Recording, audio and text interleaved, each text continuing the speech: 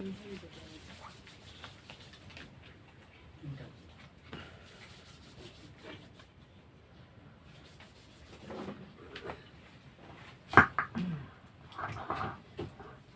शांति। Good morning. आज का अरुणोदय एक मरजीवा जन्म लेकर आए हैं हमारे गार्डन में। एक ऐसा आत्मा है असंभव कार्य को भी संभव करके हमारा बीच में एक विशेष अनुभव शेयर करने के लिए आए हैं। मैं आमंत्रित करता हूँ सुरेश भाई आके अपना स्थान ग्रहण करें। पहले स्वागत करेंगे भाई साहब को फूल और तिलक से, फिर जल्दी से जल्दी अनुभव सुनेंगे।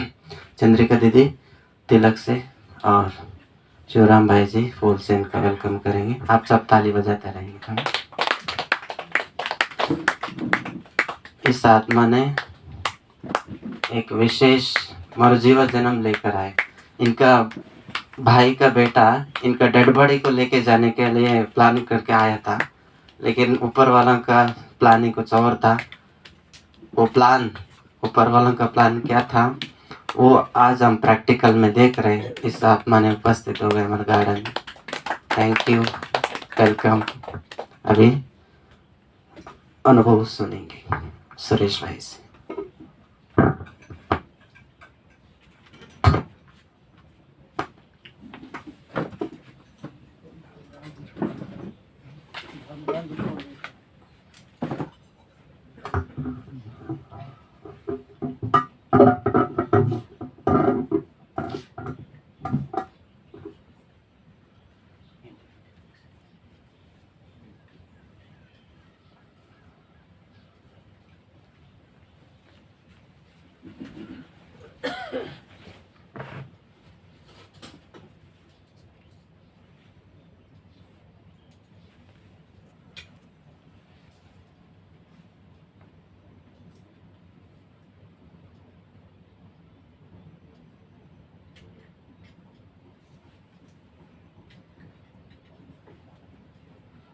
ओम शांति। Good morning. नमस्ते। समय की पाबंदी है। अनुभव सबके पास अच्छा अच्छा अनुभव होता है, लेकिन समय अनुसार हमें उस अनुभव को शॉर्टली बताना पड़ता है। आप सभी बहुत भाग्यशाली आत्मा है, क्योंकि शिवमणि वाले किसी न किसी द्वारा अनुभव सुनते रहते हैं। ऐसा अनुभव सुनने के लिए आप लोग यहाँ शिवमणि में आए हैं, इसलिए आप लोगों को बहुत भाग्य है। इसलिए ऐसा गार्डन में आकर के आप लोग अनुभव सुनना या मुरली सुनना आप लोगों को बहुत बड़ा भाग्य मैं समझता हूँ। तो ड्रामा अनुसार कईयों का अनुभव आप लोगों ने सुना होगा, लेकिन इस बार मेरा नंबर लग गया अनुभव सुनाने के लिए। तो मैं ज्ञान में आने से पहले आर्मी नेवी में भर्ती हुआ था। उस समय मेरे को 19 साल थी। मैं ज्ञान में आया कर्नाटक में और मैंगलोर सेंटर से। तो ज्ञान में आने से पहले मेरे को ब्रह्मा कुमारी का नाम कभी सुना नहीं था। सफ़ेद कपड़ा वाला देखने कभी नहीं देखा नहीं था। तो ड्रामा अनुसार आर्मी भर्ती होने के बाद रिटर्न टेस्ट के लिए बेंगलोर जाना हुआ। बेंगलोर जा कर के टेस्ट दिया, फिर वापस बेंगलोर आया। वो टेस्ट के बाद उसका रिजल्ट आने के लिए 15 दिन का गैप दिया होता। वो 15 दिन के गैप में मुझे ड्रामा अनुसार बाबा ने रुवानी आर्मी में भर्ती करा दिया। तो जिस्मानी आर्मी को मैंने भूल गया। तो मेरे को बचपन में बहुत इंटरेस्ट था आर्मी में जा कर के देश का सेवा करना है, लेकिन मेरे को स्वयं के लिए खुद के लिए जीवन नहीं जीना है, लेकिन देश के लिए जीना है। ऐसे मेरे को अंदर से बचपन से आर्मी वालों को देखते मेरे को बहुत अच्छा प्रेरणा आता था। इसलिए उसके अनुसार मेरा संकल्प के अनुसार भर्ती भी हुआ था, लेकिन बाबा ने जिस्मानी मिलिट्री में जाने नहीं दिया, रुहानी मिलिट्री में भर्ती करा दिया। फिर 1990 में ज्ञान में आए। ज्ञान में आने के बाद फिर 4 साल मैंगलोर में लौकिक में प्राइवेट जॉब करते रहा। फिर ड्रामा से मुझे ज्ञान में आते ही मेरे को अंदर से समर्पण का संकल्प आया। मुझे लौकिक दुनिया में कोई काम नहीं है, अभी समय बहुत कम है, अभी वापस घर जाना है। घर जाने से पहले हमें पुरुषार्थ करके अपने आप को पावन बनाना है, ऐसे अंदर से दृढ़ संकल्प किया। इसलिए ज्ञान में आने के बाद दुनिया से धीरे धीरे अटैचमेंट खत्म होते गया। फिर पुरुषार्थ में लगे रहा, अमृत वेला, मुरली क्लास और नीमा शाम का योग, इसमें बहुत मैंने ज़्यादा इंटरेस्ट लिया है। तो इसके अनुसार मेरा पुरुषार्थ बहुत इजीली चलते आया। मैं पुरुषार्थ में कोई मेहनत नहीं लगा। तो स्टार्टिंग से मेरे को अमृत योग माना बहुत अच्छा इंटरेस्ट था, पसंद थी, और इजीली योग लगाते गए। बाबा के साथ मेरा संबंध बाबा के साथ बहुत नज़दीक अनुभव होते गए, और ज्ञान में आते आते मेरे को अशरीरपन का अभ्यास हुआ। तो इसलिए मेरे को ईजिली योग लगाने के लिए मेरे को बहुत अच्छा लगता था। तो उसके बाद ज्ञान तो समझ में आ ही गया। तो 7 दिन के कोर्स के बाद तो हमें कोर्स के बाद जो पुरुषार्थ करने के लिए हमें पहले निश्चय बुद्धि चाहिए ना। निश्चय बुद्धि के आधार से हम पुरुषार्थ करने शुरू करेंगे। पहले निश्चय बुद्धि क्या चाहिए हम लोगों को? मैं शरीर नहीं हूँ, मैं आत्मा हूँ। ये निश्चय आने के बाद फिर हमें आत्मा का पिता परमात्मा के बारे में हमें निश्चय बुद्धि आ जाती है। और उसके बाद जो ड्रामा है, 5000 साल के ड्रामा है, ये हुबहू 5000 साल हुबहू चलते रहेगी। इसमें हम लोग पाठधारी है, इसके बारे में भी हमें निश्चय बुद्धि चाहिए। उसके बाद जो हमारा जो ब्राह्मण परिवार है, ये परिवार हमें मिल गया, ये कल्प पहले वाला परिवार है, ये अविनाशी परिवार है। यही परिवार हमें सतयुग में साथ साथ हम लोग पाठ बजाते हैं इसी परिवार के अंदर। ऐसे ही 4 प्रकार जो निश्चय बुद्धि में कोई हमें परसेंटेज नहीं होना चाहिए। 100% से ज़्यादा निश्चय बुद्धि हो तो हम निर्गुण होकर पुरुषार्थ आगे कर सकते हैं। ऐसे ही निर्गुण होकर मैं पुरुषार्थ करते रहा। फिर मेरा संकल्प अनुसार बाबा ने मेरे को ब्राह्मण मधुबन में बुलाया, क्योंकि मेरे अंदर से संकल्प था ना समर्पण होने के लिए। इसलिए बाबा ने संकल्प का कैच करके मधुबन में वरिष्ठ भाई मृत्युंजय भाई को आप सभी जानते हैं, तो उनको निमित्त बना। तो मधुबन आने से पहले 3-4 बार मधुबन में बाबा से मिल के गए थे। उसके बाद भाई साहब ने सेंटर के लिए विजिट देने के लिए आए थे। तो उस समय भाई साहब मुझे सामने से पूछा, आप क्या है कुमार है ना, आपको कोई बंधन नहीं है ना, आप मधुबन आ सकते हैं क्या? मैंने सही से पूछा। मेरे को फिर तुरंत टचिंग हुआ। जो मेरा अंदर जो संकल्प था ना, वो बाबा ने इनको निमित्त बना के मुझे भेजा है मधुबन बुलाने के लिए। मेरे अंदर संकल्प आया, फिर मैंने तुरंत कर दिया। लेकिन भाई साहब इसलिए बुलाया था, भाई साहब के पास कार था, वो कार चलाने के लिए कोई भाई नहीं था। उस समय में मधुबन आए तो मधुबन बहुत कम गाड़ियाँ थे। तो दादियाँ सब अम्बेसडर कार में, प्रकाश मणि गाड़ी दादी टाटा स्टेट में चलते थे। तो बसेस भी बहुत 2-3 बस थे, बस इतने थे। 1994 में मैं मधुबन आया था। तो फिर हनुमान सर बाबा ने भाई साहब को भेजा, फिर मैंने हाँ कर दिया। फिर मुझे उस समय एक्चुअली गाड़ी चलाना नहीं आता था। मैंने भाई साहब को हाँ कर दिया, लेकिन हाँ करने के बाद फिर तो जाना ही पड़ेगा। तो फिर मैंने क्या किया, उस समय हमारा पुराना सेंटर में 3-4 भाई लोग साथ में रहते थे। तो मैं जब ध्यान में आया तो नया सेंटर की ज़मीन मिला, नया सेंटर बन गई। फिर बहने सारा उधर शिफ्ट हो गए। मैं फिर 3-4 भाई लोग हम लोग पुराना सेंटर में रहते थे। फिर मैंने भाई साहब बोलने के बाद दूसरे दिन सीधा ड्रीम स्कूल में गया, जा कर के अपॉइंटमेंट ले लिया। फिर उन्होंने कल से आने के लिए बोला था।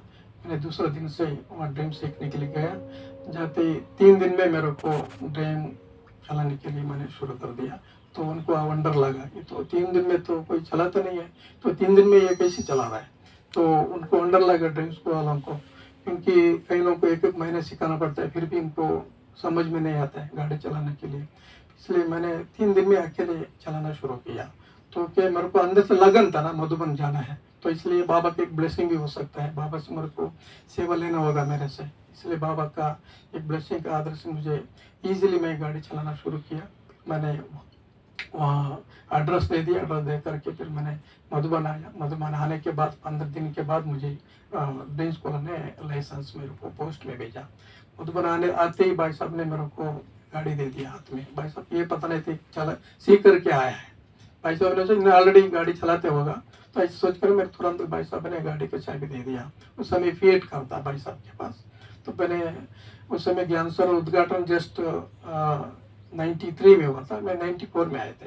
तो भाई साहब हम लोग पांडवन में रहते थे। फिर भाई साहब ने शाम को बोला 5:30 बजे, चलो अभी हम ज्ञान सरोवर जाएंगे, आप गाड़ी चलो। मैं बोला भाई साहब मेरे को ज्ञानेश्वर का रास्ता मालूम नहीं है, ऐसे बोला। फिर भाई साहब बोला मैं आपको साथ में आऊँगा, मैं रास्ता बताता हूँ, आप लोग गाड़ी चलाओ, मैं गाड़ी में बैठ जाता हूँ। फिर ऐसे भाई साहब रास्ता बताते गए, मैं गाड़ी चलाते चलाते ज्ञानेश्वर ऑफिस में पहुँच गया। पहुँचने के बाद फिर भाई साहब कुछ 1 घंटे का मीटिंग था। फिर शाम को मीटिंग बाद अंधेरा हो गया। मैं अंधेरे में कभी गाड़ी चलाया नहीं था, तो फिर मैंने अंदर से प्रैक्टिस करते रहा। तो गाड़ी में तो लाइट होता ही है, लाइट स्विच ऑन करो तो लाइट जलेगी, फिर रास्ता जैसे दिखाई देगा वैसे हम चलते आएंगे। ऐसे अंदर से मैंने दृढ़ संकल्प किया था, कोई कन्फ्यूज नहीं था मन में। फिर जैसे भाई साहब आया, फिर भाई साहब बैठ गया था, मैं गाड़ी चालू किया, हेडलाइट चालू किया, चलाते चलाते सीधा पांडव बना के पहुंच गया। भाई साहब को पता ही नहीं चली पहला बार गाड़ी चला रहे माउंट आबू में। तो उसी दिन से मेरे को भाई साहब ने गाड़ी का चाबी हाथ में दे दिया, आप कल से रोज मेरा साथ में जहाँ बुलाएंगे वहाँ आ जाओ, फिर आपको मैं साथ में लेके जाऊँगा। ऐसे बाद में धीरे धीरे जब मधुबन आया, उस समय ज्ञानसर में बहुत सारा कॉन्फ्रेंसेस होता था।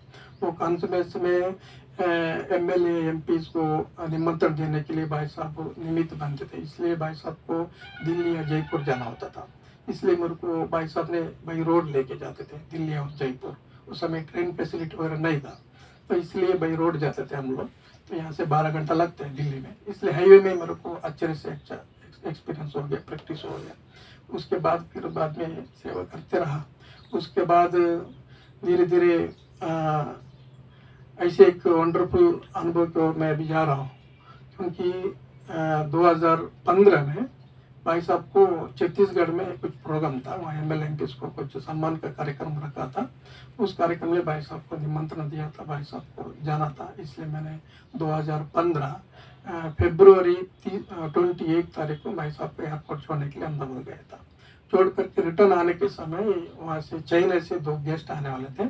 भाई साहब के साथ मीटिंग था, क्योंकि चाइना में बाबा का सेवा के लिए सेंटर बनाने के लिए कुछ जमीन देने वाले थे। इसलिए भाई साहब ने बोला मैं आने के समय आप चाइना के गेस्ट को लेके ज्ञानेश्वर में छोड़ देना, फिर 2 दिन के बाद आप अहमदाबाद आ जाओ। तो गाड़ी का सर्विस भी था, इनोवा गाड़ी थी। मैंने अहमदाबाद 2 तारीख गया, 2 तारीख जाने के बाद गाड़ी का सर्विस ले रखा। फिर भाई साहब को शाम को फ़ोन आया था, मैं कल सुबह शाम को आऊँगा, तो आप गाड़ी रेडी लेके एयरपोर्ट आ जाओ। फिर बाद में रात को चले जाएंगे, क्योंकि वो 4 तारीख रिटर्न वो गेस्ट जाने वाले थे। तो भाई साहब के साथ मीटिंग के लिए बाकी वहाँ रुकेंगे तो टाइम कम था, इसलिए भाई साहब ने पहले से प्रोग्राम दे दिया था, हम रात को चले जाएंगे। ऐसे भाई साहब 3 तारीख रात को 8:30 बजे अहमदाबाद से एयरपोर्ट में आए। फिर एयरपोर्ट जाते समय मैं भाई साहब को खाना भी साथ में लेके गए थे। खाना लेकर के सीधे एयरपोर्ट से भाई साहब को लेके सीधा शांतिवन के लिए निकले। जब वो अहमदाबाद से शांतिवन आने के लिए 3 घंटा चाहिए अपना गाड़ी में, 4 लेन हाईवे। तो भाई साहब आने के समय 2-3 एयरपोर्ट चेंज करके आए, तो भाई साहब बहुत थके हुए थे। भाई साहब बोला मैं पीछे, हमेशा आगे बैठते थे भाई साहब, उस दिन क्या हुआ मैं पीछे बैठता हूँ, आप गाड़ी चलाओ, ऐसे बोल करके भाई साहब पीछे बैठ गए थे। फिर भाई साहब पीछे बैठने के बाद भी भाई साहब को नींद नहीं आ रहा था। फिर 1 घंटा मेहसाणा में टोल टैक्स तक भी भाई साहब नींद नहीं आ रहा था। फिर भाई साहब ने क्या बोला, गाड़ी साइड रोको, मैं आगे बैठता हूँ, मुझे नींद नहीं आ रहा है पीछे। तो फिर भाई साहब आगे आके बैठ गए। फिर मैंने बाबा के याद में गाड़ी चलाता है, क्योंकि मैं दिन में भी अच्छा रेस्ट किया हुआ था और कोई थकावट नहीं था, मैं अलर्ट में था। तो शाम को योग भी करके अहमदाबाद से निकले थे। फिर बाद में 1.5 घंटा रास्ता पर हो चुका था। सिद्धपुर के समय हमारा गाड़ी के पीछे दूसरे कोई कार, मैं समझता हूँ मारुति स्विफ्ट कार होगा, वो गाड़ी के पीछे पीछे बहुत देर से आ रहा था।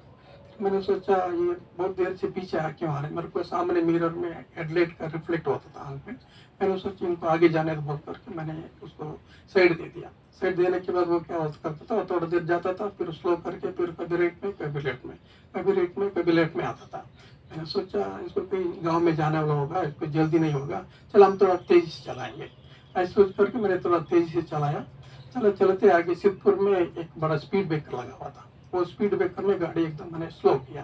स्लो करते वही कार हो सकता है जो हमारा पीछे पीछे आ रहा था, वो अचानक हमारा एकदम बाजू में आया, आकर के अंदर से इशारा कर रहा है, तो रोको रोको बोल करके। मैंने सोचा इनको कोई रास्ता भूल गया होगा, रात को कहीं दूसरा जगह में जाना होगा, हमसे रास्ता पूछने के लिए गाड़ी रोकने के लिए बोल रहे हैं। सोच करके मैंने क्या किया, गाड़ी को साइड में स्टॉप किया। भाई साहब मिसने के बाद टोल टैक्स में भाई साहब जो आगे बैठे थे, भाई साहब को नींद आ गई। भाई साहब सीट को लंबा करके एकदम होल्ड करके आराम से भाई साहब सो गए थे। मैं जब गाड़ी स्टॉप किया, भाई साहब को पता ही नहीं था। उसके बाद फिर मैंने सोचा कि वो रास्ता पूछने के लिए आ रहे, चलो उसको रास्ता बता देते बोल करके मैंने ग्लास को आधा नीचे कर दिया था। उसके बाद उस कार में 4 लोग थे, तो ड्राइवर उतर के दौड़ के मेरे पास आया। आकर के बोलते हैं, आपकी वजह से पीछे कार नीचे गड्ढे में गया, आप गाड़ी को क्यों नहीं रोका, आपको कब से हम गाड़ी रोकने के लिए बोल रहे हैं, ऐसे उन्होंने बताया। ऐसे बोलते मुझे को लगा तो ये तो कुछ लूटने के लिए आया होगा, ऐसा कुछ घटना तो हुआ नहीं है, हमारा गाड़ी की वजह से कोई गाड़ी तो गई नहीं, वो तो सीधे से रास्ता है, कोई गड्ढा ही नहीं था। फिर मैंने ऐसे ऐसे बोला, ऐसे कैसे हो सकता है, हमारा गाड़ी को टच भी नहीं हुआ, हमारा वजह से गाड़ी कैसे नीचे जाएगी। मैंने ऐसे नॉर्मल शब्द से आस्ते आस्ते उनको बताया। ऐसे बोलते मैंने क्या बोला, आप ज़्यादा बात नहीं करो, गाड़ी से नीचे उतरो, बाहर आ जाओ, ऐसे बोला। ऐसे बोलते मेरे को अंदर से लगा ये तो कुछ कर डालेंगे, क्योंकि भाई साहब ऑलरेडी गाड़ी में बैठ करके सो रहा है। तो मैं गाड़ी से नीचे उतरूँ तो फिर ये कुछ भी कर सकता है, गाड़ी शायद तो गाड़ी ले जाकर भाई साहब भी ले जा भी सकता है, क्योंकि मैं समझता हूँ उसको गाड़ी लूट करने के लिए आया होगा। मेरे को अंदर से बाबा का टचिंग हो रहा था। मैंने अंदर से दर्शन किया था, कुछ भी हो जाए मुझे गाड़ी से बाहर नहीं जाना, क्योंकि गाड़ी तो बाबा की गाड़ी है, मधुबन की गाड़ी है। मैं अपना गाड़ी से बाहर क्यों जाऊँ, बाहर जाएंगे तो वो कुछ कर डालेंगे। तो अंदर से मेरे को संकल्प आ रहा था, इसलिए मैंने दृढ़ संकल्प करके गाड़ी से बाहर नहीं उतरा। उसके बाद दूसरा व्यक्ति आया, वो पहले जो आया था ना, उन्होंने ऐसे बोल करके मेरे को, पहला उनकी जेब में पिस्तौल था, वो पिस्तौल निकल के मेरे कान के पास ऐसे रखा। ऐसे रखने के बाद उन्होंने बोला ज़्यादा बात नहीं करो, गाड़ी से बाहर आ जाओ। फिर मैंने कुछ बोला नहीं है, फिर साक्षी होकर के उसको देख रहा था। उसके बाद गाड़ी से दूसरा व्यक्ति आया, वो आकर ही बोलते ज़्यादा बात नहीं करो, गाड़ी से बाहर आ जाओ, और कुछ नहीं मांग रहे, सिर्फ गाड़ी से बाहर आ जाओ, बस इतने बोल रहे हैं। मेरे को ऐसे लग रहा था ये तो गाड़ी लूट के ले जाने वाले, बस ऐसे मेरे को अंदर से बाबा का टचिंग हो रहा है। और बोलते हुए ऐसे लग रहा था, क्योंकि मैं गाड़ी से उतरो, भाई साहब ऑलरेडी गाड़ी में बैठा है, तो गाड़ी में बैठ के वो लोग गाड़ी भाई साहब को लेके चले जाएंगे ना। तो इसलिए मैंने संकल्प किया कुछ भी हो जाए भाई साहब को सेफ्टी देखना है, इसलिए मुझे गाड़ी से बाहर नहीं जाना है। उसके बाद तीसरा व्यक्ति आया, आकर के बोलते हैं ज़्यादा बात नहीं करो, गाड़ी से उतरो, नहीं तो गाड़ी बंद करो। ऐसे बोल करके स्वयं हाथ लगा के गाड़ी बंद करके चाबी अपने पास ले लिया। जब चाबी उनके पास ले लिए तो इंजन बंद हो गई। जब इंजन बंद हो गया तो भाई साहब का आँख खुल गई। जब नींद से ऐसे सोए थे, एकदम उठ के बैठ गया। बैठने के बाद फिर भाई साहब बाजू में देखा तो मेरे बाजू में 3 लोग खड़े हैं। तो भाई साहब उनको देखा तो भाई साहब को लगा इन्होंने कुछ ओवरटेक किया होगा, इसलिए इन्होंने झगड़ा करने के लिए आया होगा। ऐसा सोच करके भाई साहब बोला, क्यों भैया क्यों झगड़ा कर रहे हैं, आपको क्या चाहिए। तो ऐसे बोलते ही भाई साहब जो पहले जो सोए थे उनको शायद देखना ही होगा भाई साहब को। भाई साहब को देखते वो लोग क्या किया, गाड़ी के पीछे गया। गाड़ी के पीछे जाके जिसके पास पिस्तौल था उन्होंने आसमान की ओर फायरिंग किया। जो फायरिंग करते भाई साहब को सुनाई दिया आवाज़, तो उनको भाई साहब को लगा इनके पास पिस्तौल वगैरह है, ये लोग लूटने के लिए आया, ये आगे कुछ भी कर सकता है, इसलिए हमें किसी की हेल्प लेना है। ऐसे बोल करके भाई साहब क्या किया, गाड़ी से डोर ओपन करके बाहर आ गया। बाहर आके रोड पे पीछे मुड़ के देखा तो पीछे से ट्रक वाला आया।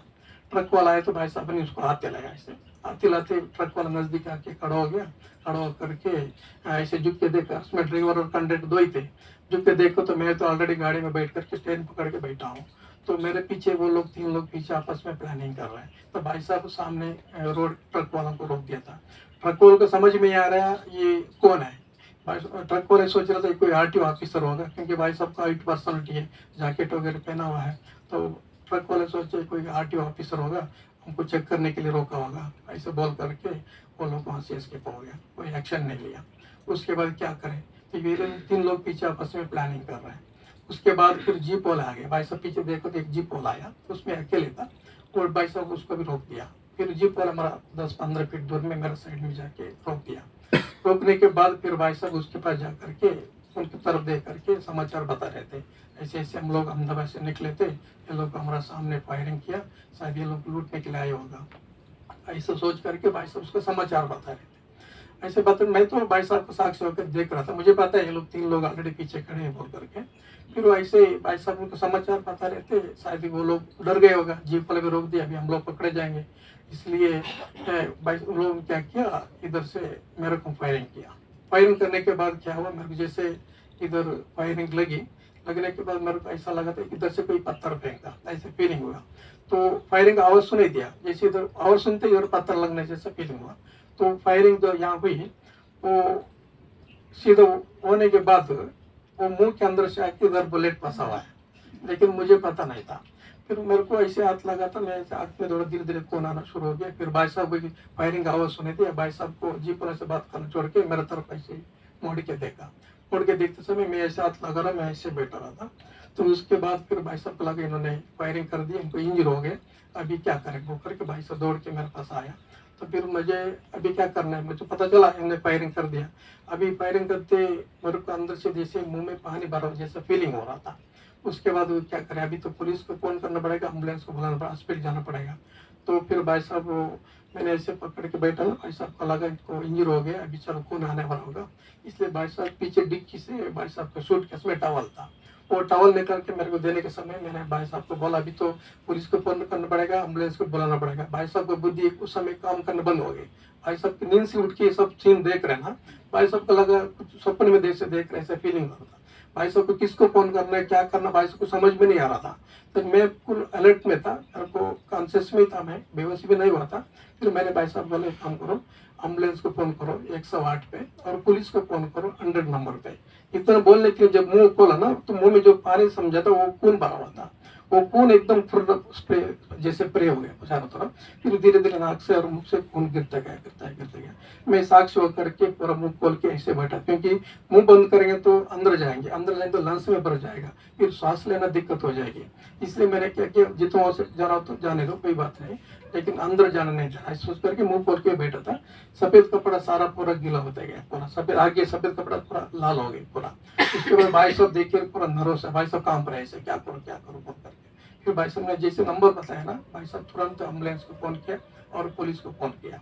फ़ोन करते मुझे लगा अभी शायद शरीर छोड़ना होगा। अगर फिर मेरे उस समय बाबा का पॉइंट याद आ गए, अंतमति सो गए थे। अभी बाबा के याद में मुझे शरीर छोड़ना, और अचानक कभी भी कुछ भी हो सकता है। बाबा ने जो उस समय दही मंडाल में जो बोला था, मुझे बुद्धि में बैठा हुआ था, क्योंकि अचानक किस पे आ सकता है, जो किसी को अटैक हो सकता है अचानक आ सकता है, या किसी को एक्सीडेंट हो सकता है अचानक आ सकता है। तो मैं भी गाड़ी में बैठा हूँ, तो हमारे लिए अचानक पार्ट अभी आया। ऐसा सोच करके मैंने बाबा के अंदर से बाबा को संकल्प करके बाबा को याद किया, शरीर से डिटैच होकर के मैंने सीधा वतन में जा करके, शरीर छूटने की भी संभावना था, क्योंकि खून जा रहा है ना, खून बंद नहीं हो रहा था। तो मैंने सोचा अंतिमति स्वगति है, बाबा के आदमी शरीर छोड़ना है तो हमारा आगे वाला गति अच्छे हो जाएगा। शायद शरीर छोड़ेंगे तो मैं 2 संकल्प किया था, शरीर छोड़ेंगे तो अगले जन्म में मैं माँ बाप के साथ जन्म लेकर के माँ बाप के साथ क्लास में हाथ पकड़ के क्लास में जाऊंगा। सपोज शरीर नहीं छोड़ेंगे, वर्तमान समय में बाबा भी है, परिवार भी है, सेवा भी है, मैं करते रहूंगा। ऐसे 2 संकल्प किया था। अंदर से दूसरा कोई भी नेगेटिव संकल्प आने नहीं दिया, पूरा संकल्प को स्टॉप कर दिया।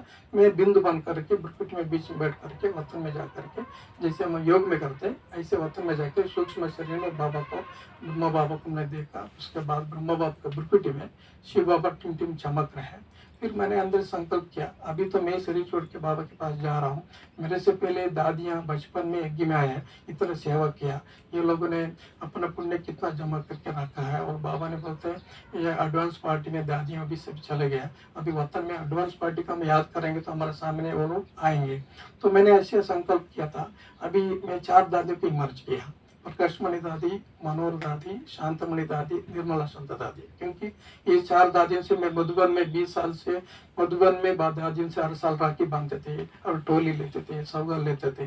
तो अभी आजकल हमारे सामने दादी तो है नहीं, दादी तो वतन में है, एडवांस पार्टी में। अभी हम दादी को संग में अभी इमर्ज करते देखते, अभी बाबा जैसे बोला वैसे हम वतन में दादी आएंगे कि नहीं आएंगे। मैंने अंदर से एक एक्सपेरिमेंट किया था उस समय, क्योंकि हमारा रक्षा तो बाबा ही है, लेकिन दादियाँ भी वतन में है तो बाबा अभी एडवांस पार्ट में तो वतन में आना चाहिए। अभी मैं तो ऑलरेडी बाबा के पास पहुंच गया, तो दादियाँ भी कहाँ हैं, ऐसे सोच करके मैंने 4 दादियों को इमर्ज किया। इमर्ज करते ही मेरा सिर के ऊपर ब्रह्मा बाबा और शिव बाबा बीच में है सिर के ऊपर, और सामने 4 दादियाँ टक टक टक करके मेरा अवरदास ऐसे आके खड़े हो गए। तो मेरे को दादियों को आंख खोल के देखता हूँ, सामने 4 दादियाँ मेरे सामने दिखाई दे रहे हैं। तो दादियों को देखते ही मेरे को अंदर से उमंग आ गया, खुशी आ गया, एनर्जी आ गया। तो मेरे को जो गोल लगी है ये सब मैं सब टोटल भूल गया। तो मेरे शरीर गाड़ के अंदर है पड़ी है, लेकिन मैं वतन में बाबा के पास में बैठूंगा। बाबा देखते पहले बाबा के गोद में बैठा था, फिर मैं दादी को देखते, पहले प्रकाश मणि पहले दादी खड़ी थी, उनको गोद में जाके ऐसे सो गई। तो ये इसलिए सो गया था, मैं इमर्ज कर रहा था, क्योंकि जब मधुबन में दादियाँ जब यहाँ थे उस समय कोई विदेश जाएंगे, कोई छुट्टी लेके जाने के समय दादियाँ क्या करते थे, अपन गोद में लेकर उनको ड्राई फ्रूट्स वगैरह गोसुन कमसुन का ड्राई फ्रूट खिलाते थे। ऐसे मैंने वही इमर्ज किया, अभी मैं दादी के संग में आ गया हूँ, मैं दादी की गोद में सोया हूँ, ऐसे सोच करके मैंने इमर्ज किया। ऐसे इतना सब अनुभव करते 20 मिनट हो गया। वो 20 मिनट में मेरे को एम्बुलेंस का सायरन सुनाई दिया सबकॉन्शियस माइंड में, लेकिन थोड़ा नींद का अवस्था थी, टोटल बॉडीलेस स्टेज थी, लेकिन सबकॉन्शियस माइंड का आवाज़ सुनाई दे रहा है। तो फिर मैंने अंदर से आगे से लगा, वो भाई साहब ने फ़ोन किया ना, तो एम्बुलेंस आ गया अभी, तो इसलिए मुझे अभी हॉस्पिटल जाना होगा। हॉस्पिटल जाना तो मेरे को वापस शरीर में एंट्री करना होगा, क्योंकि एंट्री करने के लिए मैं वतन में ऑलरेडी हूँ, अभी शरीर में एंट्री करने को सिर्फ एंट्री करें तो बॉडी कॉन्शियस में आ जाएंगे, इसलिए मैं निमित्त मात्र वतन से धीरे धीरे बॉडी में एंट्री किया। बॉडी में एंट्री करने के बाद फिर मेरे को ऐसे धीरे से आंख खोल के देखता हूँ, आज भी एम्बुलेंस खड़ा है। वो एम्बुलेंस भी आना, पुलिस आना एक साथ हुआ था। फिर बाद में अहमदाबाद में भाई साहब ने फ़ोन करके, सरला दीदी को फ़ोन करके वहाँ से नज़दीक वाले सेंटर वालों को मैसेज देने के लिए बोला। वहाँ से 2 भाई लोग 2 व्हीलर लेके आए थे, तो वो आना, एम्बुलेंस आना, पुलिस आना एक साथ हुआ, ये 20 मिनट के अंदर। उसके बाद फिर मैंने लगा कि मुझे हॉस्पिटल जाना है, मैं निमित्त मात्र बॉडी में एंट्री किया, फिर डोर ओपन किया, बेल्ट पहना हुआ था, सारा खून से भरा हुआ था बेल्ट में। फिर मैंने बेल्ट ओपन किया, फिर डोर ओपन करके एक पैर नीचे रखा बच्चे के, तो रखते समय पूरा बॉडी ऐसे काम रहा है, क्योंकि वो 20 मिनट में मेरा खून 2.5-3 लीटर खून निकल गया ऑलरेडी, बॉडी में खून है नहीं, बॉडी मतलब खून से खत्म हो गया, इसलिए बॉडी में एनर्जी नहीं था, तो एक स्टेप भी ले नहीं पाता था। उसके बाद मेरे को हाथ पकड़ के एम्बुलेंस में बिठाने के लिए आए थे पुलिस लोग और एम्बुलेंस वाले थे। उससे मेरे को कॉन्शियस फुल था, टोटल कॉन्शियस में था, कोई बेहोश भी नहीं था, कुछ नहीं था, सुस्त नहीं था, कुछ भी नहीं था, दर्द भी कुछ भी नहीं था। लेकिन मेरे को ऐसा लगा, अभी मैं हम लोग गाड़ी में बैठ के एम्बुलेंस में जा रहे हैं, तो गाड़ी की चाबी हमारे पास तो नहीं है, ये लोग चोर लोग लेके गए, वो कहीं छुपा के देख रहे होगा, तो हम लोग जाएंगे तो ला करके गाड़ी ले जाएंगे, इसलिए बाबा की गाड़ी, मधुबन की गाड़ी चले जाएगी। इसलिए मैंने क्या सोचा, भाई साहब को बोला, जितना मुंह में खून भरा हुआ था, फिर भी थोड़ा हल्का सा आवाज़ में भाई साहब बताया, भाई साहब गाड़ी की चाबी हमारे पास नहीं है, वो गाड़ी की चाबी वो लेके गए, वापस हम लोग आके गाड़ी ले जा सकते हैं, इसलिए पुलिस को बोला गाड़ी के पास रोकने के लिए। फिर भाई साहब ने समझ गया, भाई साहब ने पुलिस को और एक बीके भाई को गाड़ी के पास रोकने के लिए बोला। फिर ऐसे ही हम लोग एम्बुलेंस में बैठ करके नज़दीक हॉस्पिटल में लेके गए। वहाँ जाते ही भाई साहब एम्बुलेंस में सूटकेस वगैरह गाड़ी में रख करके, गाड़ी खुला ही पड़ा था, एम्बुलेंस में रख करके फिर नज़दीक हॉस्पिटल में गया। वहाँ से डॉक्टर आया, आकर के देखा क्या हुआ, उन्होंने बोला तो कोई एक्सीडेंट हो गया, बेचारे ट्रीटमेंट करेंगे। उसके बाद भाई साहब ने बोला किसने फायरिंग करके भागे, फायरिंग का नाम सोचते ही डॉक्टर भी नर्वस हो गए, अभी इसको तो कोई पुलिस सारा ये हो जाएगा, इसलिए हमें कुछ करना नहीं पड़ता है, इसलिए हमारे पास इसका इलाज नहीं है, आप ये काम करो, यहाँ टाइम वेस्ट नहीं करो, यहाँ से महसाना जाओ, महसाना में जाएंगे तो आपका ट्रीटमेंट हो सकता है, स्कैनिंग वगैरह करना पड़ेगा। फिर पीछे से पुलिस PSA आ गए, PSA को बता ठीक है यहाँ टाइम वेस्ट नहीं करो, इमरजेंसी केस है, अभी चलो वापस एम्बुलेंस में बैठ जाओ, चलो हम वापस महसाना में चलते हैं। वहाँ से महसाना जाने के लिए आधा पौना घंटा लगता है। फिर वो घटना है 11:30-12 के बीच में होता रात को। फिर वो वहाँ से 2 बजे एग्जैक्ट हमने महसाना तक पहुँच गया। पहुँचने के बाद पीछे से पुलिस PSA आकर बोलते हैं ये तो रोटरी हॉस्पिटल है, यहाँ कोई इलाज नहीं हो सकता है, क्योंकि स्कैनिंग वगैरह करना पड़ता है, आँख का डैमेज हो गया कुछ पता नहीं चलेगा, इसलिए यहाँ टाइम वेस्ट नहीं करो, सीधा अहमदाबाद ले चले। फिर वहाँ से 1 घंटा जाने के लिए अहमदाबाद टाइम लगेगा। तब तक मैं वतन में बाबा के गोद में, दादी के गोद में बैठा हूँ। मैं वही एम्बुलेंस में बच जाने के बाद वापस वतन में गया। मुझे पता है ये लोग तो टाइम वेस्ट कर रहा है, तो कुछ भी हो सकता है, बीच में शरीर भी छूट सकता है, इसलिए अंतिमति सोगति है, बाबा ने ऑलरेडी बोला है। तो अंतिम समय बाबा के हाथ में शरीर थोड़ा हमारा गति अच्छे होने वाला है, इसलिए मुझे शरीर में नहीं रहना है, वापस वतन में जाके बैठ जाता है। मैं वही वतन में फिर जैसे अनुभव किया था, दादी के गोद में ऐसे सो गया, गाड़ी जा रहा है रोड पे, रोड में स्पीड ब्रेक में गाड़ी हिल रहा है, मैं दादी के गोद में हिल रहा हूँ, ऐसे फीलिंग कर रहा था। उसके बाद फिर अहमदाबाद जाने के लिए 1 घंटे जर्नी हुआ, और 1 घंटे में भाई साहब ने मधुबन में, शांतिवन में और सब सेंटर में फ़ोन करके मैसेज दे दिया ऐसे हुआ है, इसलिए सब लोग योग करो, अभी इमरजेंसी केस है। उसके बाद फिर एग्जैक्ट 3 बजे अहमदाबाद अपोलो हॉस्पिटल गांधीनगर में पहुंच गया। पहुंचने के बाद उसके पहले भाई साहब ने सेंटर में लोटस में फ़ोन करके वहाँ से बहनों को बोला था आप लोग जाके अपॉइंटमेंट लेके जाओ। फिर हम लोग आ ही रहे रास्ते में, फिर 2 बहनें रात को 2 बजे उठ करके अपोलो हॉस्पिटल में जा करके अपॉइंटमेंट ले करके सामने स्ट्रेचर वगैरह लेके ऐसे खड़े थे। मेरे को एम्बुलेंस जाके स्टॉप हो गया, स्टॉप होने के मुझे लगा अभी शरीर छोड़ना, तो 1 घंटा शरीर छोड़ना था, अभी शरीर नहीं छोड़ा है। मैं बीच बीच में चेक करता रहा था, तो मेरे को लगा भी मैं शरीर में हूँ, शरीर नहीं छोड़ा, लेकिन वतन में पूरा मैं हूँ।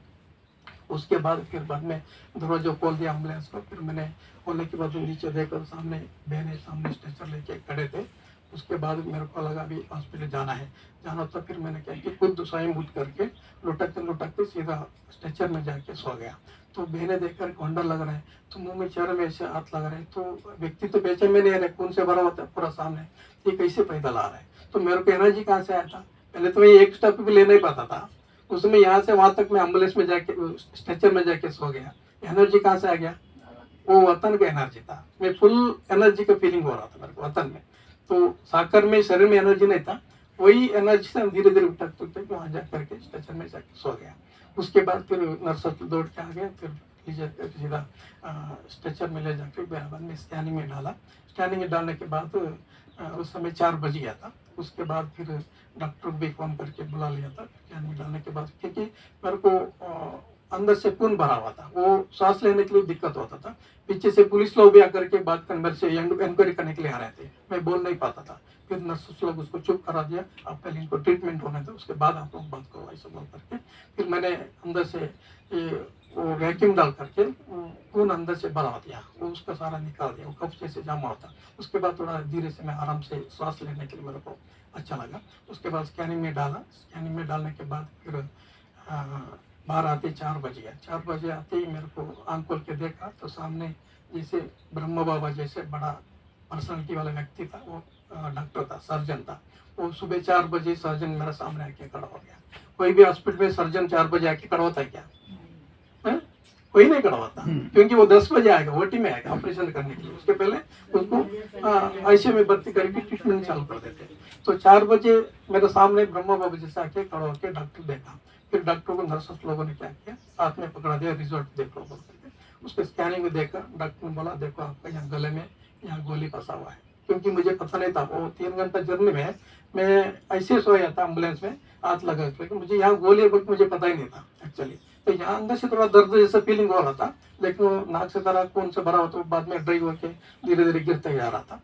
फिर डॉक्टर बोला अभी इसको ऑपरेशन करना है, ऑपरेशन करने से पहले हमको खून की जरूरत है, खून बहुत लॉस हो चुका है, अभी बॉडी में खून कम हो गया, तो अभी क्या करें। फिर भाई साहब ने जो रास्ता में मधुबन में जब फोन किया था, तो गाड़ी का दूसरा चाबी लाने के लिए दूसरे भाई को फोन करके बता दिया था। वो भाई आते समय दूसरा भाई को भी साथ में लेके आया। वो रात को 12 बजे निकला था वहाँ से। फिर उसके बाद 7 बजे अहमदाबाद पहुंचा। आते ही भाई साहब ने डॉक्टर को बोला अभी 2 भाई लोग आ रहे हैं, पहले उसको पूछते उसका ब्लड ग्रुप क्या है, वो ब्लड ग्रुप मैच हो जाएगा तो उनसे ब्लड लेके उनको डाल देंगे, उसका पहले हम बाद में बता देंगे। उसके बाद मेरे को तुरंत आईसीयू में भर्ती कर दिया, फिर ड्रिप वगैरह चढ़ा दिया।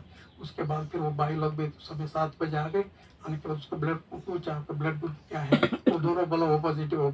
अभी मेरा भी वो पॉजिटिव था, चलो आप सो जाओ, अब आपको खून निकल के इनको देना है, ऐसे बोल करके डॉक्टर को उनको सजेशन दिया। फिर उनको भी सुला दिया, हमको भी सुला दिया। सुला के बाद उसको खून निकल के मेरे को खून चला दिया। उसके बाद दिन में 11 बजे ऑपरेशन के लिए फाइनल कर दिया। फिर 11 बजे तक सारा सब्जेक्ट में मैसेज पहुंच गया था, मधुबन में सब सेंटर मैसेज पहुंच गया था, सब लोग योगी करा रहे थे। उसके बाद फिर बाद में भाई साहब वो, क्योंकि 4 तारीख को ज्ञान सर में जानकी दादी का बर्थडे था, उसको भी भाई साहब को अटेंड करना था। तो यहाँ मीटिंग के लिए 2 चाइना में गेस्ट आए थे, वो भी वही ज्ञान सर में इंतजार कर रहा है, क्योंकि रात को हमारा ये घटना ऐसा हुआ था। उसके बाद वो भी ड्रॉप हो गए, दोनों ड्रॉप हो गए थे। फिर भाई साहब मेरा तो इमरजेंसी केस बोल करके अहमदाबाद में ऐसे रुके थे।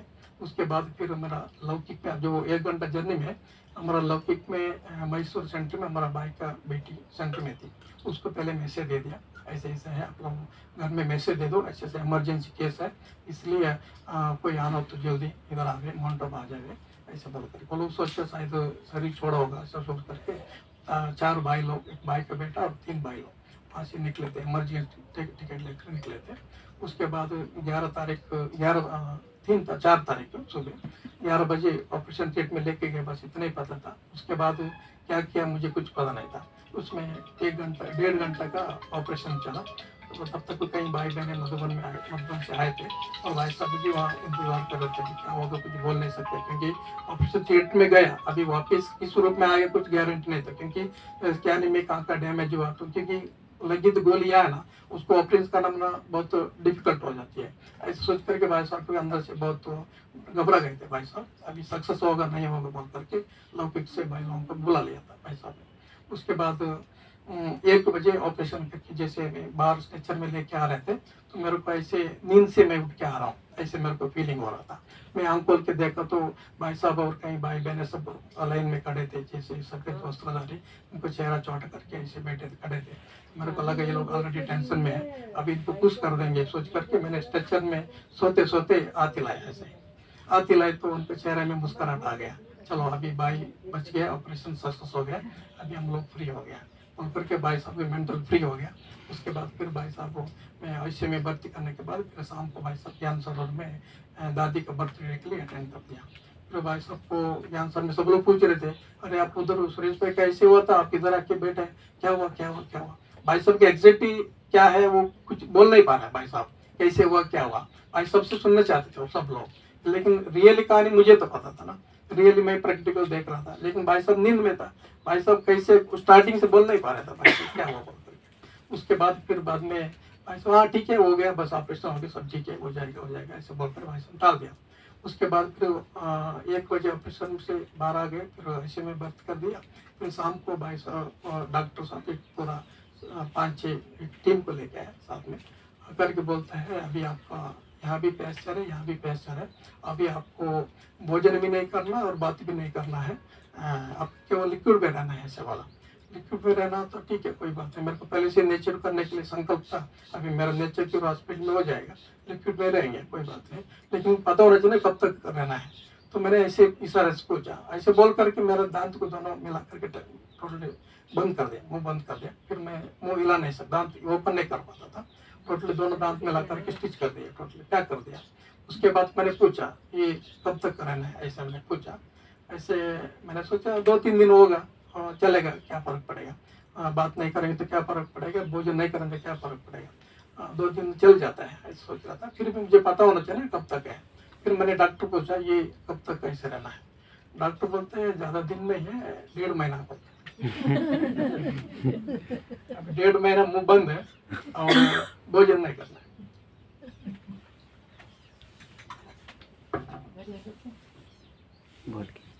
मैंने वो भी माइंड सेट कर दिया, चलो ठीक है डॉक्टर हमारा अच्छे के लिए बोल रहे ना, उसमें भी कल्याण है, चलो ठीक है 1.5 महीना रहेंगे कोई बात नहीं, क्या फर्क पड़ेगा, तो उसमें भी अच्छा ही हो जाए होने वाला है। फिर बाद में बोलो ऐसे बोल करके मुंह बंद करके चले गए थे। उसके बाद फिर नर्सेस लोग मेरे को दूध और जूस वगैरह पीने के लिए लेके आते में साथ में 4-5 टैबलेट साथ में लेके आते थे। तो दूध जूस तो चलो हम स्ट्रॉ में ऐसे पी सकते हैं, मैंने पूछा कैसे पीना है, बोलते आप स्ट्रॉ में या कटोरे में मुंह में डालेंगे ना वो जाएगा, ऐसे बोला। और वो टैबलेट तो 2-3 टैबलेट तो 4-5 टैबलेट थे, वो इतना कड़क थे, टैबलेट कैप्सूल थे, लंबा लंबा थे, अभी उसको मैं कैसे खाऊंगा, मैंने ऐसे पूछा। डॉक्टर तसस बोलते हैं उसको कूट के फोल्ड करके आपको जूस में या दूध में डालेंगे तो आप उसको पी सकते हैं, ऐसे बोला। तो आपको पता है टैबलेट्स को टेस्ट करके दूध में जूस में कितना भी मीठा जूस हो उसमें डालेंगे तो टेस्ट कैसे होगा, टेस्ट बना अजीब सा कड़वा है, अजीब सा स्मेल है, उसका आप अंदर डाल ही नहीं सकता है। तो फिर उसके बाद मैंने तो पीना तो ही है, वो देर तो पीना ही पड़ेगा, नहीं तो कैसे क्योर होगा। फिर मैंने अंदर से संकल्प किया, चलो अभी तो पीना तो है, मेरे को दे रहे थे। उसके बाद फिर मैंने हाथ में ग्लास लेकर जूस लिया, लेकर के फिर वापस आँख बंद करके फिर वतन में जा करके बाबा के सामने बैठ करके बाबा मेरे को सूबी रस पिला रहा है, ऐसे समझ करके मैं पी रहा था, मेरे को अंदर से नीचे से यहाँ आराम से चला जाता था। उसके बाद फिर मैं बॉडी में एंट्री करता, ऐसे 3 टाइम दिन में बॉडी से डिटैच होकर वतन में जाना है और जो सूबी रस पीना है, फिर वापस बॉडी में एंट्री करना, ऐसे 3 टाइम ऐसे कर रहे थे। उसके बाद फिर मेरे को 4 दिन ऐसे में थे, 4 दिन के बाद फिर वार्ड में लेके गए, 4 दिन, सिर्फ 8 दिन हॉस्पिटल में था। 8 दिन के बाद 12 तारीख को वापस डिस्चार्ज करके मेरे को वापस ट्रॉमा में लेके आए रेस्ट करने के लिए। बाकी सारा ट्रीटमेंट वहाँ हो चुका था, सिर्फ रेस्ट ही करना था ट्रॉमा में। उसके बाद ट्रॉमा आने के बाद 15 तारीख बाप दादा डायमंड हॉल में आ गया। 15 तारीख को डायमंड हॉल में आ गया तो मुझे बाप दादा से मिलना है, क्योंकि ये सारा कहानी सारा बाबा को तो पता ही था। अभी बाप में ट्रॉमा में सोया हूँ, बाबा आ रहे डायमंड हॉल में, तो बाबा से मिलने जाना है ना, तो मिलना जाना तो फिर कैसे जाना है, क्योंकि वहाँ से जो पूरा ड्रेसिंग वगैरह निकल दिया था, यहाँ थोड़ा प्लास्टर इधर थोड़ा प्लास्टर लगा हुआ था। उसके बाद फिर मेरे को सिर में बहुत सारा खून से पूरा भरा हुआ था, सिर बाल में कभी धुलाई नहीं किया था 8 दिन तक। तो मैं बाबा से मिलने के लिए जाना तो स्नान करना पड़ेगा, अभी कैसे स्नान करेंगे, तो पूरा बाल में खून भरा हुआ था, मतलब गाढ़ा हो गई थी, उसके बाद फिर शांतिवन से भाई आए थे, आकर के पूरा बाल निकाल दिया, बाल साफ निकाल के फिर गीला कपड़े में पोंछ करके फिर मेरे को व्हील चेयर में डायमंड हॉल में बाबा के स्टेज में लेके गए थे। उस समय करीब 20,000 लोग थे डायमंड हॉल में। उसके बाद फिर बाद में बाबा के सामने लेके गए, ले जाने के बाद फिर बाबा ने मेरे को पूछा, बच गए ना, ऐसा ऐसे बच गया ना बोलता ना भाई। बाबा ने बोला, मेरे को अंदर संकल्प आया, बाबा को कैसे पता चला ये तो मेरा सारा वो रास्ते में मैं वतन में गए ना, उस समय बाबा सारा ये सारा स्टोरी देखा है, इसलिए बाबा के सामने जाते ही बाबा मेरे को ये पूछ रहे हैं, बच गए ना, ऐसा। फिर अंदर से मेरे को संकल्प है, मैं बोल नहीं पाता था, अंदर से मैंने बोला हाँ ठीक है बाबा, थैंक यू, आप ही तो बचाए ना, ऐसे अंदर से संकल्प किया। फिर बाबा ने मेरे को टोली दे दी, टोली लेकर फिर वापस ट्रॉमा में हॉस्पिटल में आकर के फिर 8 दिन रहा। 8 दिन में फिर 2-3 बार हॉस्पिटल में चेकअप के लिए जाना होगा। उसके बाद फिर वापस 8 दिन के बाद फिर वापस मैं पांडवन गए, पांडवन रेस्ट किया पूरा। मेरा पांडवन में रूम था, वहीं पूरा 1.5 महीना पूरा जूस पीते पीते मैंने रेस्ट किया था पांडवन में। उसके बाद वो 1.5 महीने में फिर वीट ग्रास के जूस में पीता था। मैं थोड़ा भी चलने के लिए एनर्जी नहीं था, लेकिन वो वीट ग्रास जूस पीने के बाद मेरे को धीरे धीरे अंदर से ब्लड इंक्रीज हुआ और वो बोलने के लिए भी थोड़ा एनर्जी आया, चलने के लिए भी एनर्जी आ गया वीट ग्रास के कारण। उसके बाद फिर 1.5 महीने के बाद फिर हम लौकिक से भाई लोग जो भाई थे ना, वो लोग फिर देखा तो उन्होंने मैसेज दे दिया, तो इनको तो ऐसे तो ले जाने की जरूरत नहीं है, यहाँ देखभाल करने वाले बहुत भाई लोग हैं, इसलिए हम लोग चलेंगे बोल कर वो लोग वहाँ से एक्चुअली मेरे को वो लोग डेड बॉडी लेने के विचार से आए थे वहाँ से, उनके गाँव वाले सब बोल के भेजे थे, आप लोग बॉडी पे यहीं लेके आओ, यहीं हम अंतिम संस्कार करेंगे तो करके बोल करके वो लक्ष्य से आए थे। लेकिन जाना के समय में ऐसे अलर्ट था, एक्टिव था और कोई ऑपरेशन सक्सेस हो गया था, इसलिए वो लोग वापस चले गए थे भाई लोग, वहाँ जाके मैसेज दे दिया। फिर बाद में बोला ठीक होने के बाद घर आ जाओ, सबको आपको मिलना है, ऐसे बोल करके। उसके बाद फिर मैं 1.5 महीने के बाद थोड़ा एनर्जी आने के बाद मैं 3 महीने के बाद गया था। फिर बाद में सब जगह में सेंटर में भी बुला रहे थे, सबको पता चल गया था, सब लोग जाके अनुभव सुनाने के लिए बुला रहे थे। फिर ऐसे सब जगह अनुभव सुनाते, फिर बाद में घर में सबको जाके मिला।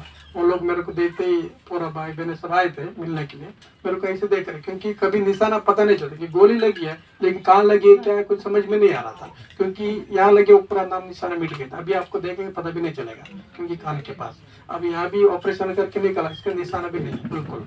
इसलिए बाबा बोलते ना मैं जादूगर से जादूगर हूँ और सुप्रीम सर्जन, बाबा बोलते हैं ना, ये काम बाबा ने किया। इसलिए बाबा बोलते ना अंतमति सोगति, कभी भी कुछ भी हो सकते एवर रेडेना, उस समय मेरे को एवर रेडेना पड़ता था। आदमी बोलते हैं अचानक कभी भी कुछ हो सकते, वो भी हमने अचानक हमारे सामने आ गया। अभी बाबा बोलते हैं निश्चय बुद्धि विजयंती, क्योंकि निश्चय होने के कारण तो मैंने शरीर से डिटैच हुआ ना, उससे मेरे को डाउट आया, यो मेरे को शरीर गोर लग गया, अभी आगे कौन देखने वाला है, अभी आगे क्या होगा, ऐसे सोचेंगे तो, क्योंकि मैं बहुत पहले से बॉडी से डिटैच होने के लिए अभ्यास किया ना, इसलिए मेरे को ईजी हो गई उस समय शरीर से डिटैच होने के लिए, तो बहुत उस समय अच्छा लगा। इसलिए बाबा बोलते हैं ना पहाड़ जैसा समस्या को भी रूही बन जाएगा, किससे, बाबा के याद से। ये पहाड़ जैसा समस्या था, ये रूही बन गया। आप सभी मिलने के बहुत ही मौका मिला, ओम शांति।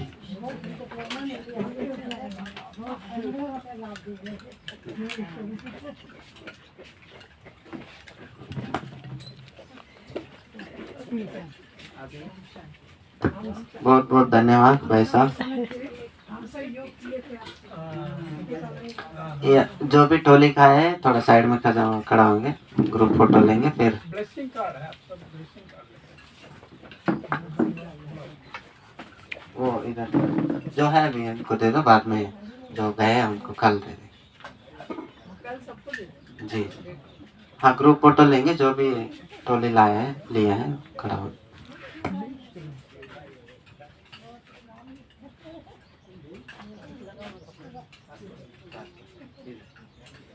ग्रुप फोटो लेंगे।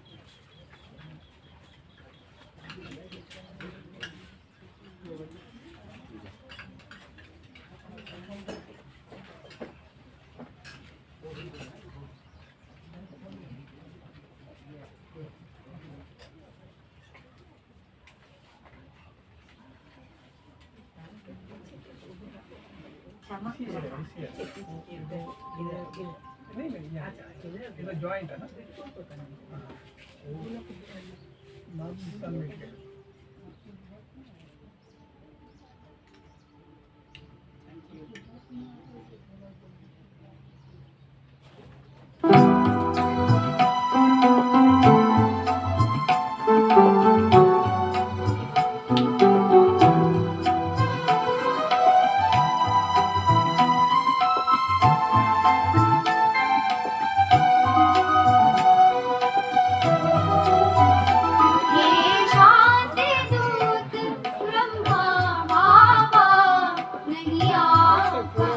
1 घंटा लगता है कुरान वो मैं जल्दी जल्दी फिर भी आप इतना जल्दी जल्दी करते हैं कुछ पॉइंट हो जाता है। अभी उसका रिजल्ट क्या हुआ, मेरे को राइट साइड काम